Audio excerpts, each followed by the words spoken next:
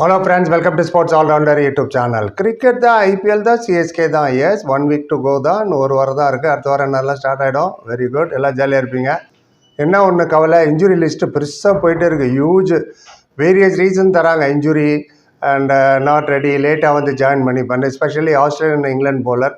Already உங்களுக்கு தெரிஞ்சிருக்கும், Mitchell Starc, Pat Cummins, Hazlewood, Sam Curran, இவங்களாமே ஒரு ஃபியூ மேட்சஸ் கழிச்சு வருவேன்னு சில பேர் சொல்கிறாங்க. சில பேர் ரூல்ட் அவுட்டுங்கிறாங்க. வரபடி வரட்டும், அதெல்லாம் பார்ப்போம். சிஎஸ்கேக்கு வருவோம். நேதன் எலிஸு டோட்டலி ரூல்ட் அவுட்டுன்ட்டாங்க. அவர் ஏன் ரூல்ட் அவுட்டு, என்ன இன்ஜுரின்னு தனியாக ஒரு வீடியோ போட்டிருக்கேன். பார்த்துட்டு உங்கள் ஒப்பீனியன் தாங்க. இவர் நல்ல வெரி குட் டெத் போலருங்க அவர் நேதன் எலிஸ். பும்ராக்கு அப்புறம் பெஸ்ட்டுன்னு அவர் நேதன் எலிஸ் தான். பத்திரானா அவர் ரிலீஸ் பண்ணிட்டோமா, சரி டெத் போலர் வரபடி வரட்டும், யார் எடுக்கிறாங்கன்னு அதுக்கு ஒரு 5 ரீப்ளேஸ்மெண்ட் வச்சுருக்காது. அப்புறமா அந்த வீடியோ போடுறேன். 5 ஃபாஸ்ட் போலர்ஸ். ரைட், இப்போ என்ன பேச போகிறேன், மேத்யூ ஷாட் அவருக்கு ஃபிங்கர் இன்ஜுரி வர லேட் ஆகுன்ட்டாங்க. எப்போ ஜாயின் ஆவார்னு தெரியல, எனக்கு ஐடியாவில் எப்போ வருவாருன்னு. பட் அவருக்கு ரைட் ரீப்ளேஸ்மெண்ட் பார்த்தா ஜேரன் பேக்கர் அப்படின்னு ஒருத்தர் இருக்கார். யார் பார்த்துன்னு கேட்பீங்க, அதுக்கு தான் அந்த video. Who is Jeran Bacher? CSK நெட்டில் நிறைய பேர் பார்த்துருக்காங்க. எல்லாம் மெயின் ஸ்ட்ரீம் மீடியாவும் பேச ஆரம்பிச்சிட்டாங்க அவரை பற்றி.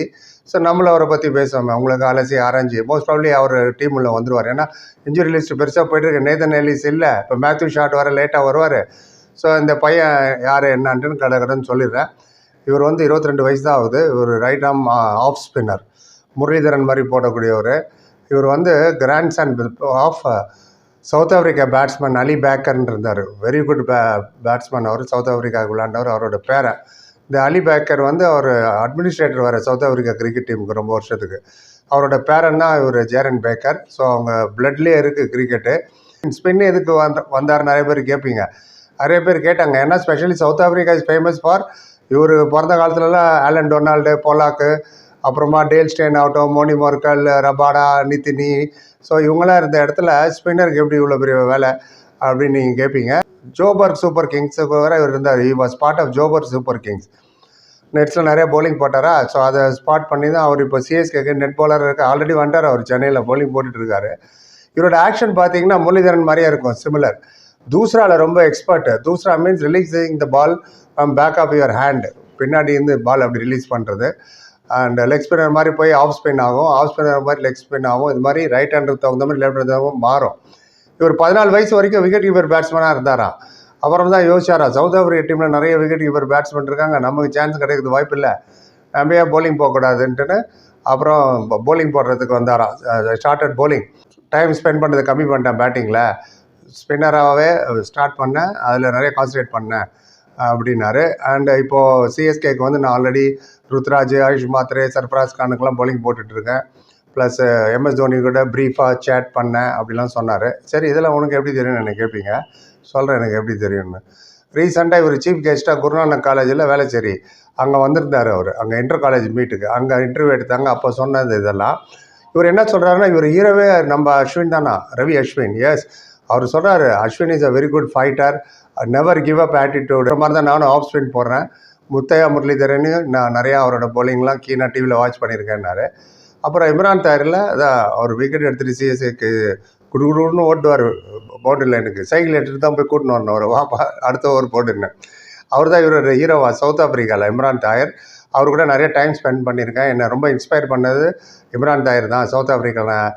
நான் அப்போ அதனாலேயே ஐபிஎல்லில் வந்து சிஎஸ்கேக்கு தான் நான் சப்போர்ட் பண்ணேன். 13 வயசுலேருந்து சிஎஸ்கேக்கு சப்போர்ட் பண்ண ஆரம்பித்தேன். ஏன்னா இம்ரான் தாயர் விளையாடுறாருன்னு.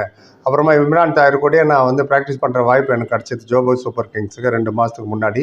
நிறைய ட்ரிக்ஸ் எனக்கு சொல்லிக் கொடுத்தாரு, நிறையா வேரியேஷன் சொல்லிக் கொடுத்தாரு. எப்படி செட்டப் பண்ண ஒரு பேட்ஸ்மேனை, எப்படி கூகுளி ஃப்ளிப்பரு தேவைப்படும் போது போடுறதாகட்டும், ஆஃப் ஸ்பின்னர் எப்படி போடணும், நிறையா விஷயம் அவர்கிட்ட கற்றுக்கிட்டேன். அண்ட் நான் இவர் என்ன தெரியுமா, அவர் வந்து ஃப்ளைட்டுன்னுவாங்க ஸ்பின்னரை, ஏரில் ஃப்ளைட் பண்ணுறது, அப்படி மேலாக்க அல்வா மாதிரி வரும். சம்டைம்ஸ் பிச் ஆகி பயங்கரமாக டேர்ன் ஆகும், ஸ்டம்ப் அவுட் ஆகிடுவாங்க நிறைய பேர். இவர் வந்து நான் ஃப்ளைட் ஆகல, நான் வந்து ஐ டோன்ட் ரிலை, அதை நான் ரிலை பண்ண மாட்டேன். ஏன்னா நான் குயிக்காக போடுறேன், கொஞ்சம் குயிக் ஆஃப் ஸ்பின்னர். நீங்கள் அனில் கும்ப்ளே பாருங்களேன், குயிக் லெக் ஸ்பின்னர் அவர். அவர் மட்டும் தான், அவர் லெக் ஸ்பின் மட்டும் தான் ஃபாஸ்ட்டாக வரும், ஸ்பீடு 95 கிலோமீட்டருக்கு மேலே. பொதுவாக 80 to 90 உள்ளதான் வரும் ஸ்பின்னர்ஸுக்கு. இவர் 95 அனில் கும்ப்ளே ஒரு காலத்தில் போட்டுட்டு அந்த மாதிரி ஒரு நான் குயிக் அந்த குயிக்காக வர போடுறதுனால நான் ஃப்ளைட்டை ரிலை பண்ணுறது இல்லைன்னாரு. என்னோடய லென்த்து, லைன் அண்ட் லென்த்து ரொம்ப முக்கியம்.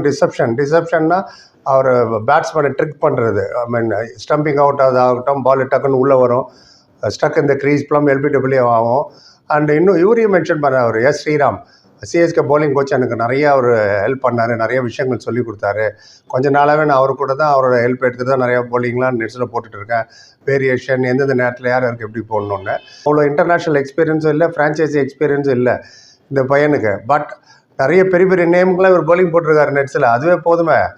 எவ்வளோ டேலண்ட் இருந்தால் இவர் AB de Villiers, Brevis, Miller, Klaasen, Aiden Markram இவங்களுக்குலாம் வேறு பவுலிங் போட்டிருக்காரு நெட்ஸில்.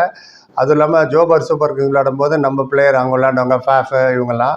இப்போ சிஎஸ்கேக்கு ஆல்ரெடி நிறைய பேருக்கு பவுலிங் போட்டுருக்க ஒரு லிஸ்ட் கொடுத்தேன் கொஞ்ச நேரம் முன்னாடி.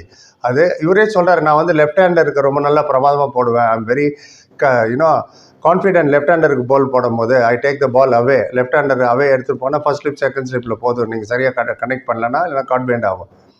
ஸோ லெஃப்ட் ஹேண்டர் நிறைய லெஃப்ட் ஹேண்டர் இருக்காங்களா, Quinton de Kock, Ryan Rickelton, Abhishek Sharma, Travis Head, அது மாதிரி நிறைய லெஃப்ட் இருக்காங்க. அதில் டேவிட் மில்லர் இந்த ஐபிஎல்லில் சொல்கிறேன்.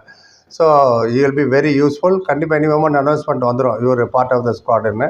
ஏன்னா ஸ்குவாடு கம்மியாகிட்ட போது நிறைய பிளேயர் வர ஃபாஸ்ட் பாலர்ஸ் எல்லா டீம்லேயுமே அஃபெக்ட் ஆகிருக்கு. ஆஸ்திரேலியன், இங்கிலாந்து பிளேயர்ஸ்லாம் லாஸ்ட் மொமெண்ட்டில் injury or some other reasons வரல, அவங்க லேட்டாக வரேன்னு சில பேர் சொல்லியிருக்காங்க. பார்ப்போம். இப்போ நேதன் எலிஜர் ரீப்ளேஸ்மெண்ட் எடுத்து நான் அப்புறம் வரேன். நீங்கள் நினைக்கிறீங்க இந்த பவுலரை பற்றி? இது இல்லாமல் ஏதாவது தெரிஞ்சு சொல்லுங்கள், நானும் தெரிஞ்சுக்கிறேன், வியூஸ் தெரிஞ்சுக்கிட்டோம். குறிப்பாக 10 பேருக்கு நன்றி. லைக், கமெண்ட், ஷேர், சப்ஸ்கிரைப் சந்திக்கிறேன். Thank you so much.